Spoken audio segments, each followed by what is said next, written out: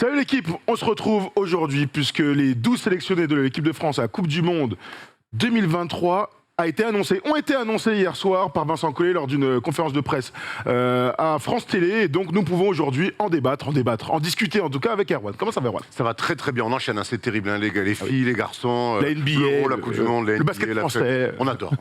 C'est les bonnes parties de l'année, hein, bien sûr. On se prépare doucement pour l'année prochaine et pour la Free Agency. Mais d'abord, on voulait parler de cette équipe de France qui nous tient à cœur, bien sûr. On était à Berlin pour les suivre à l'Eurobasket. On sera aux Philippines début septembre parce que la compétition va se dérouler du 25 août au 10 septembre. La phase finale sera aux Philippines. D'abord, notre équipe de France sera à Jakarta, en Indonésie, pour la phase de groupe. On aura le temps d'en discuter. On va regarder ensemble, je suis sûr que vous l'avez vu, hein, mais on va regarder ensemble les 12 sélectionnés donc par Vincent Collet. Nando De Colo, Franck Ntilikina, Sylvain Francisco va disputer sa première compétition internationale. Nicolas Batum, Evan Fournier, Elie Okobo, Terry Tarpey, Yacouba Ouattara, la petite surprise de dernière minute, Rudy Gobert, Gershon Yabusele, Moustapha Fall, Mathias Le Sort. Voilà, on a découpé ça en meneur, extérieur, intérieur. Première réaction, Erwan, à ces 12?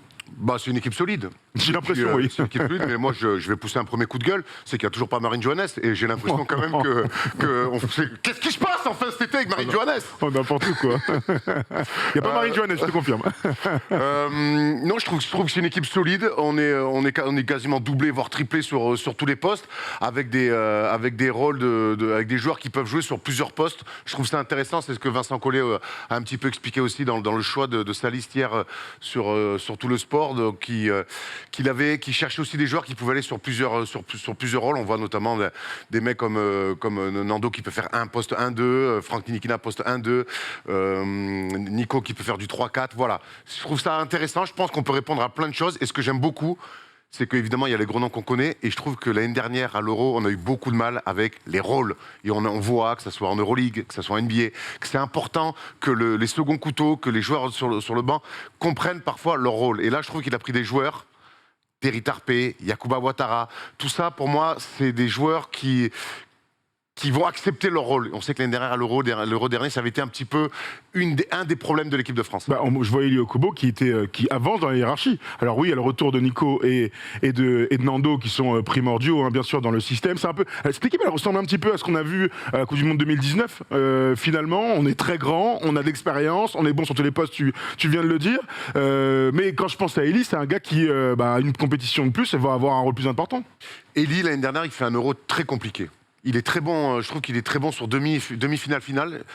C'est là où il commence un petit peu à se lâcher. Malheureusement, ce ne sera pas suffisant. Et puis surtout, derrière, il enchaîne avec une énorme saison d'Euroleague, avec beaucoup de responsabilités dans la création pour lui, mais dans la création aussi pour les autres. Je trouve que par rapport à l'Asvel l'année d'avant, où il était beaucoup dans le scoring, il avait beaucoup de ballons, là il a dû un petit peu plus partager la balle, et je trouve qu'il l'a excellemment bien fait, que ce soit en Euroleague ou en championnat. Donc maintenant à voir, il sortait beaucoup du banc aussi côté Monaco. Est-ce que Vincent va vouloir en faire un sixième homme comme ça de luxe? On sait que Nando à la Coupe du Monde en 2019, il me semble, oui, avait ce rôle-là aussi. C'est dans le 5 au JO, donc, voilà. Nando. Mais à voir, mais on en revient à ce qu'on dit, Vincent va pouvoir pianoter avec plusieurs armes. Et comment tu te projettes sur le 5 majeur? Je te pose la question maintenant parce que c'est intéressant. Après, on parlera aussi des ambitions. Depuis hier soir, je me creuse un peu la tête.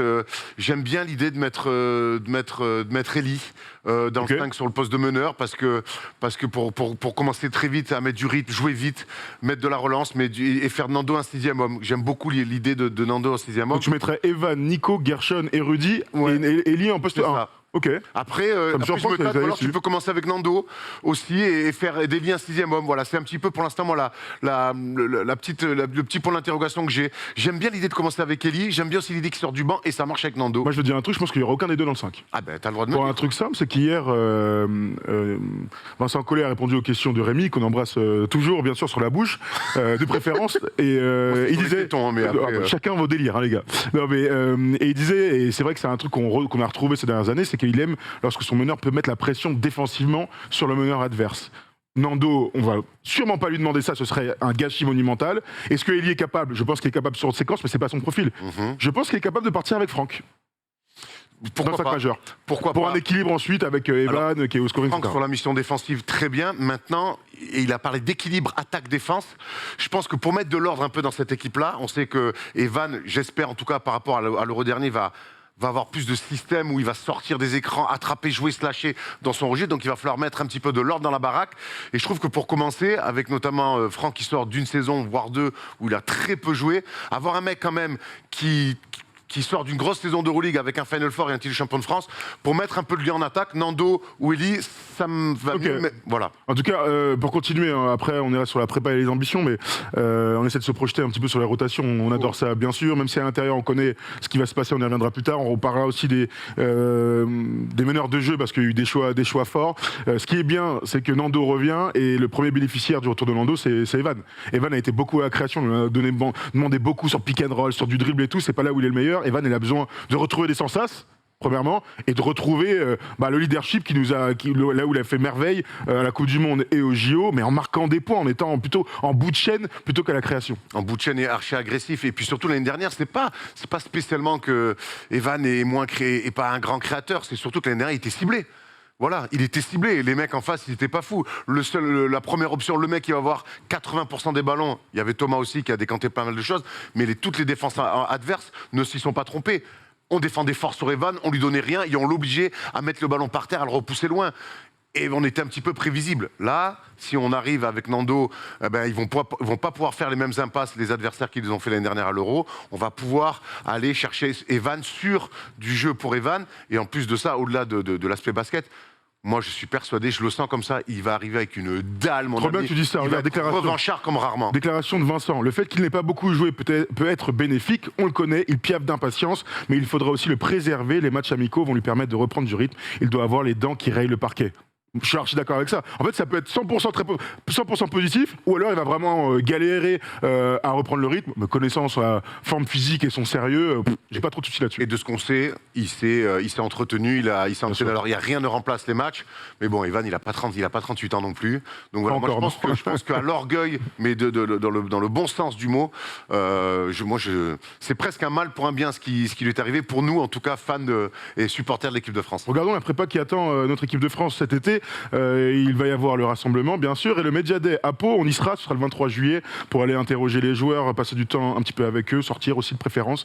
Ensuite, il y aura le stage sportif, d'un point de vue sportif, le 24 juillet. Il y aura pas mal de matchs amicaux, ça se déroule en France, France-Tunisie, France-Monténégro, et les deux matchs ensuite, France-Venezuela et France-Lituanie, seront en Lituanie. Alors non, je vous dis une bêtise, je vais la reprendre, celle-ci.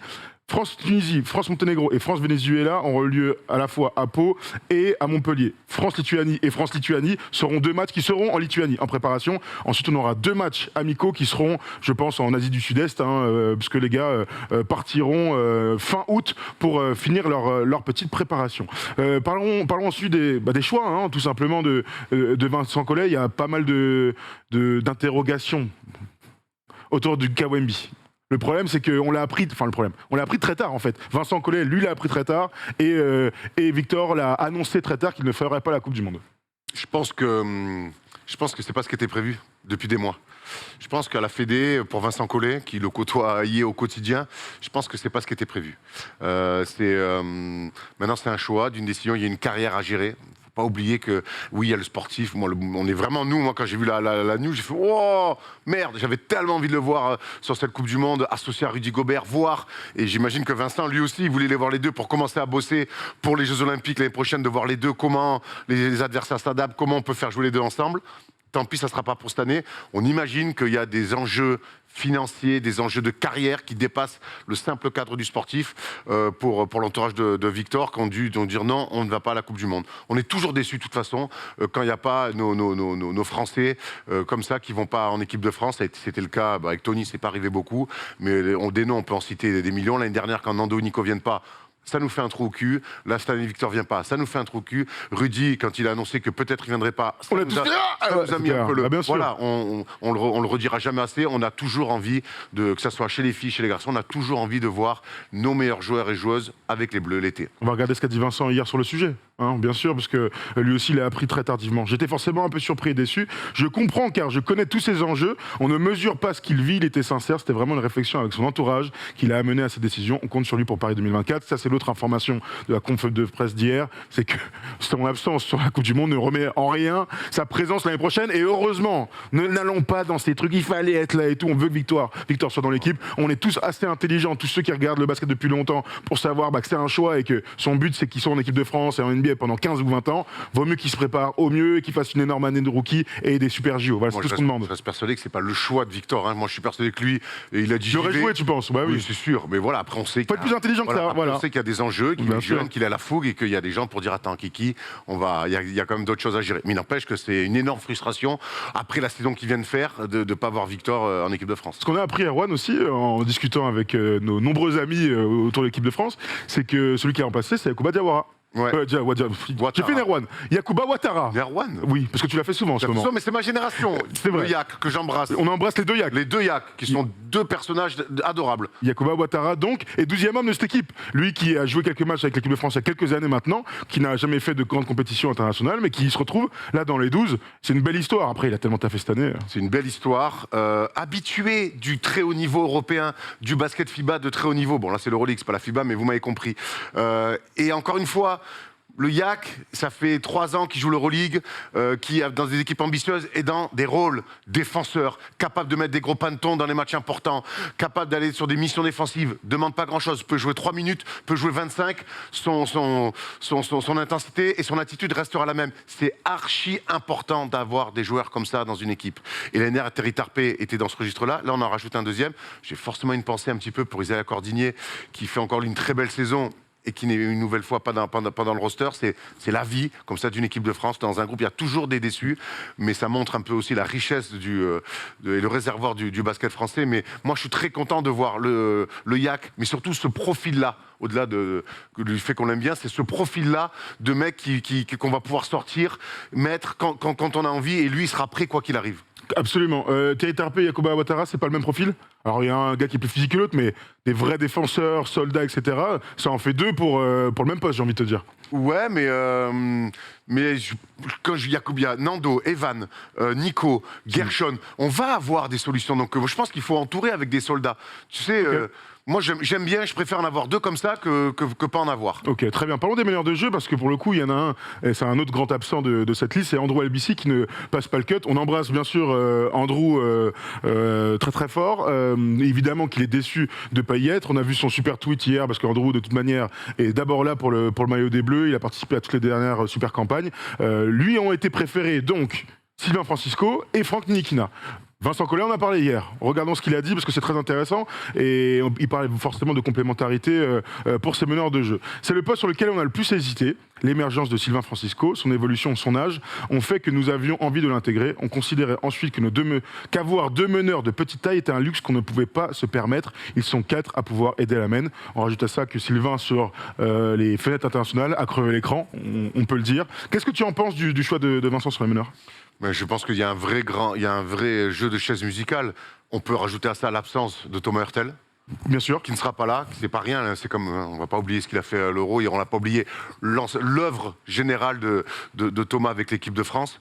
Je pense que derrière, il fallait quand même aussi un meneur derrière les pick and roll capable de dynamiter un petit peu le jeu. Donc je pense que l'émergence, comme il le dit, de Sylvain Francisco, Franck Ntilikina qui n'est pas blessé, donc dans ce rôle de défenseur qui, je pense, est plus grand, plus athlète qu'Andrew. Voilà, je pense que dans tous les calculs, on remplit une case. Donc Thomas est plus là, donc Sylvain peut remplir cette case-là. Sur les défenses, Franck, Andrew, les deux sont dispo. Finalement, Franck peut remplir ces cases-là, donc Andrew, il est rempli. On le prend pas. Voilà, ça a été comme ça. J'imagine que ça a dû être un vrai casse-tête. Et évidemment qu'on a une pensée pour Andrew. Coupe du Monde 2019, JO, Euro. Il est tout le temps là. Et quand il prend des médailles. Et quand il est là, en général, on prend des médailles, Andrew. Donc on a forcément une grande pensée pour lui, mais on ne doute pas que ça sera le premier supporter de l'équipe de France cet été. Pour ceux qui sont peut-être un peu surpris de la présence de Franck, il faut savoir que il est très proche, bien sûr, de Vincent Collet. Il l'a formé à la SIG et que c'est un profil top niveau quand il est en forme. Les dernières années, il n'était pas pris parce qu'il était blessé. Et que quand il n'est pas là, c'est qu'il ne peut pas jouer. Donc voilà, il a confiance en Franck Ntilikina qui avait été très bon, on s'en souvient tous, lors du France Team USA, la victoire en 2019. D'ailleurs, très bien, allons-y là-dessus, Tom, si tu veux. Les joueurs absents l'année dernière par rapport à l'Eurobasket, il y en a 6. Donc ça fait quand même un gros remue-ménage, même si, je le disais tout à l'heure, ça ressemble à l'équipe de 2019. Thomas Hurtel, Andrew Albici, Théo Malédon, Timothée Luo-Cabarrot, Amatemba et Vincent Poirier. Vincent Poirier, parmi les grands qui ne passent pas le cut, lui ont été préférés Mousse. Bon, ok, et Mathias Le Sort, qui font, et Rudy Gobert bien sûr, mais qui font 2 saisons extraordinaires en club. Bon, Vincent, je pense pas qu'il était en concurrence directe avec Mousse. Mousse aujourd'hui est un des meilleurs pivots d'Europe, je le dis, un des meilleurs au monde sur le post-up, même si Steph me dit « t'abuses ». En tout cas, dans le Parce qu'il y a des moves simples, mais il passe à chaque fois dans le pour Big Mousse. Bas, pour moi, ça reste un des meilleurs joueurs au monde de poste bas, et c'est bien d'avoir cette option-là. Donc, pour moi, Vincent était surtout en concurrence avec Mathias Le Sort. Il a été un peu blessé, Vincent, cette année. Il fait encore une bonne saison. Mathias Le Sort fait une saison exceptionnelle. Il fait une saison d'exception. Et Vincent, il a la qualité de ses défauts, c'est-à-dire que il peut jouer 4, il peut jouer 5, il est un petit peu dans tout ce que, tu vois, dans tout ce qui manque par moment. Mais du coup, il amène un profil qu'on peut avoir avec Gershon sur un poste 4, qu'on peut avoir avec Dodd sur un poste 5. Mathias, il amène un profil qu'on n'a pas. Il amène un profil qu'on n'a pas. Un athlète plus que dynamiteur qui fait des grandes courses. Vincent le fait aussi. Mais voilà, ça ne se joue pas à grand-chose. Et on sait qu'il y a de la concurrence dans cette équipe de France-là. L'année dernière, Vincent fait l'Euro et c'est normal. Il avait fait une meilleure saison que Mathias. Cette année, Mathias fait une meilleure saison. C'est lui qui y va. C'est comme ça que marche le sport. C'est comme ça qu'on adore évidemment Vincent. Il a toujours été exemplaire de l'équipe de France. Moi, cette année, le choix de Mathias me paraît logique. Il va amener un profil qui nous a un petit peu manqué à l'Euro aussi l'année dernière, de la grande bagarre au sens figuré, hein, Mathias, t'as assez donné cette année sur la bagarre, mais dans ce côté combat au rebond, aller chercher des rebonds offensifs, se remettre des positions, faire mal à l'adversaire, sur ce secteur-là où on a failli un petit peu la saison dernière, on n'avait pas ce profil-là. La photo derrière toi, c'était bien une photo de la Coupe du Monde de 2019, on est d'accord? Avec Mathias qui était dans le groupe aussi à l'époque. Donc c'est là en Chine, ouais. Donc c'est des profils qui reviennent et qui sont en concurrence. Je suis très content de revoir Mathias avec l'équipe. Clairement, ça va être très plaisant de voir Mathias avec l'équipe de France. Parlons de l'ambition maintenant, hein, parce qu'on est médaille de bronze dans la Coupe du Monde. Ok, le but c'est de faire mieux. On se souvient bien sûr de ce crève-cœur face à l'Argentine en demi, c'était terrible, ce cas-là, on lui en veut encore énormément. Moi, j'en veux surtout à l'équipe de France, moi. Et du trajet entre les deux, entre le quart et la demi. Vincent Collet a parlé de l'ambition, hein, bien sûr, et tu vas me dire ce que toi tu en penses. On va regarder aussi les codes sur Winamax, parce que c'est intéressant. On a l'ambition de faire partie des favoris. Beaucoup d'équipes peuvent prétendre au même statut. Avec cette équipe-là, on aura de l'expérience. Les joueurs principaux des JO 2021 sont encore là. À nous d'aller chercher quelque chose d'encore plus grand. Bon, bah le titre, hein, toujours pareil. Mais de toute façon, aujourd'hui, l'équipe de France quand on voit les résultats de ces 5 dernières années, il faut jouer le titre à chaque fois. Quand on perd face à Team USA au JO, il y a un côté, quand on entend les joueurs, il y a un côté de frustration, de se dire mais en fait on peut les taper, on veut les rejouer pour les taper. Après, tu sais, entre finir 4e et finir champion, ben, ça se joue des fois à une possession, à un match. Voilà, on sait que le sport de haut niveau, il fait des fois de détails. Mais par contre, il faut que l'équipe de France leur dise oui, travaille pour se dire on veut être champion du monde, ce qui serait une première.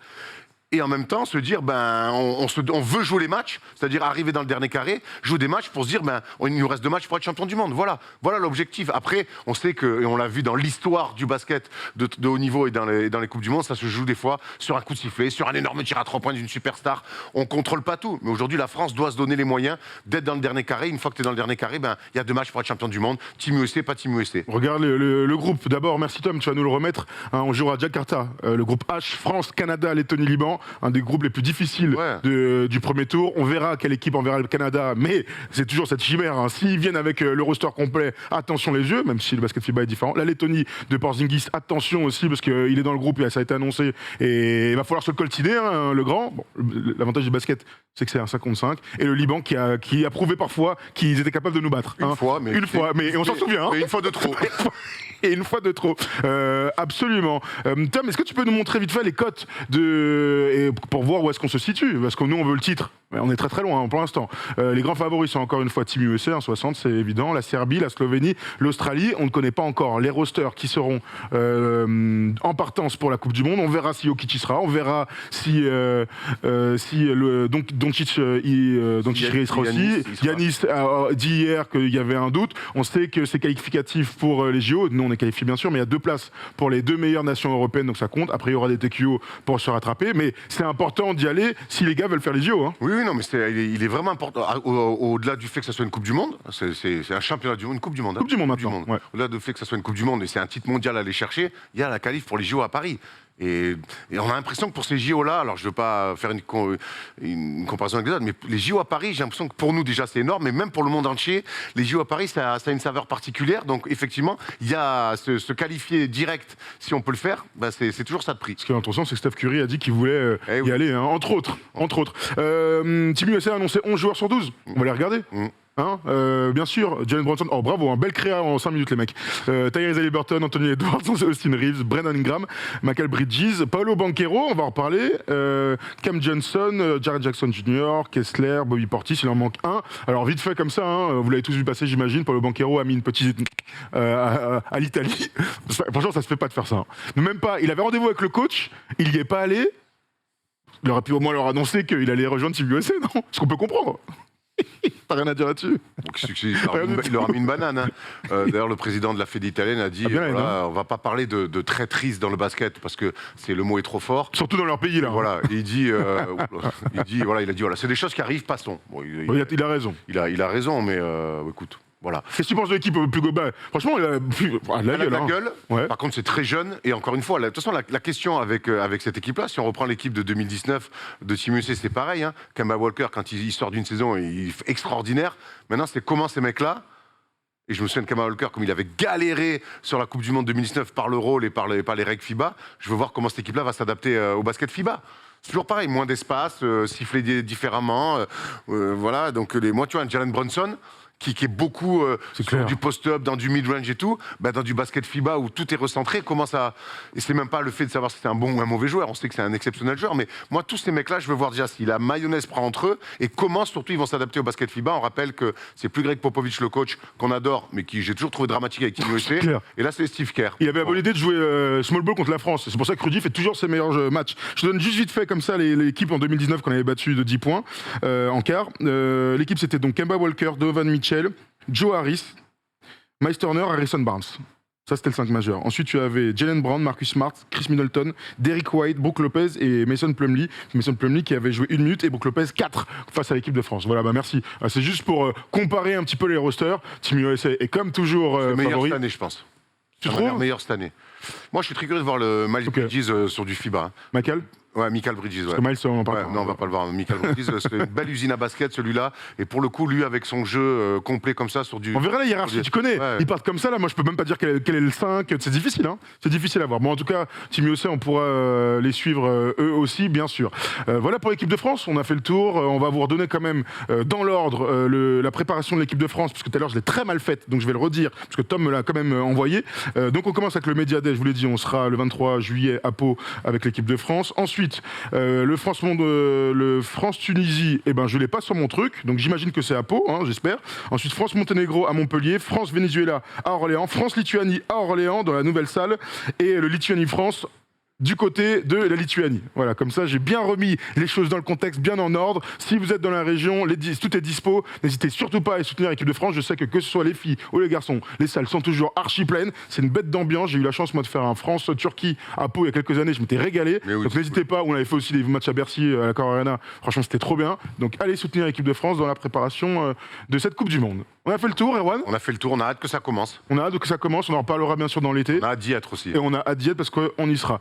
Voilà pour l'équipe de France, on voulait juste vous dire un petit mot, vous avez vu ce matin la grosse info, c'est que le championnat de France, la Betclic Elite, va donc être diffusé sur Squeak, la plateforme de diffusion que vous connaissez, qui avait le relais jusque-là, et sur la chaîne Équipe, un match par week-end et aussi des matchs des playoffs. Erwan, un petit mot, une petite réaction, parce que honnêtement, c'est un truc de ouf. Ce qui est bien, c'est qu'il y a, c'est un gros contrat de 7 ans.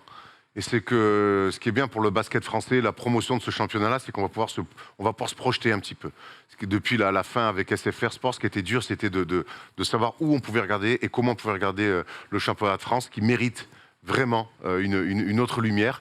Et il y a eu des choses qui ont été faites les saisons d'avant. Il y a il y a plein d'acteurs qui ont essayé de rendre au mieux possible. Là, au moins, on peut se projeter sur 7 ans. Alors forcément, ça fait des déçus, ça fait des contents. Ça, c'est la loi un petit peu des séries. On l'a vu avec le foot aussi sur les droits. Mais maintenant, là, sur 7 ans, j'aimerais vraiment qu'on arrive à construire quelque chose pour pérenniser le championnat et qu'on ne connaisse plus jamais le trou médiatique que ce championnat a pu connaître. Clairement, et l'autre grosse info, c'est que tous les matchs seront produits. Vous savez que c'est le cheval de bataille, hein, bien sûr, de la Ligue, Oui. c'est d'arriver à eh bien, que les meilleures images possibles soient diffusées. La Kimochen, on le sait tous, c'est une catastrophe. On sait qu'il y a des clubs qui ont payé de leur poche pour produire les matchs. Là, on aura l'assurance d'avoir une bonne production pour tous les matchs et des commentateurs aussi qui pourront faire le job. Donc, c'est un très grand pas. Tout à fait. Aujourd'hui, l'image, la qualité de l'image pour diffuser, pour vendre un championnat, c'est primordial. Voilà, donc un petit mot là-dessus. On restera bien sûr, nous, très actifs pour essayer de faire perdurer l'NB Club. On sait que c'est un souhait de tout le monde. Donc on vous donnera des informations sur la suite de l'aventure. Merci à tous de nous avoir suivis. On se retrouve ce week-end, dimanche. J'aurais dû l'annoncer au début, j'y pense maintenant. On va se faire un live Free Agency lundi autour de midi, en fonction de notre réveil, juste après Téléfoot. Voilà, je vous le dis comme ça. Donc 11h Free Agency, ça commence vendredi soir. On va se taper le week-end et Erwan pourra partir tranquillement visiter le Piton de la Fournaise. Exactement. Voilà. J'ai hâte, je vais être bien. Tu m'étonnes. T'as pas une petite place dans la valise là? Toujours. Grosse valise pour toi quand même. Grosse valise. Je vais payer un supplément. Ah ouais, et en quadruple. Les amis, on vous embrasse. 1 000 € s'il vous plaît de supplément. Allez, salut, ciao.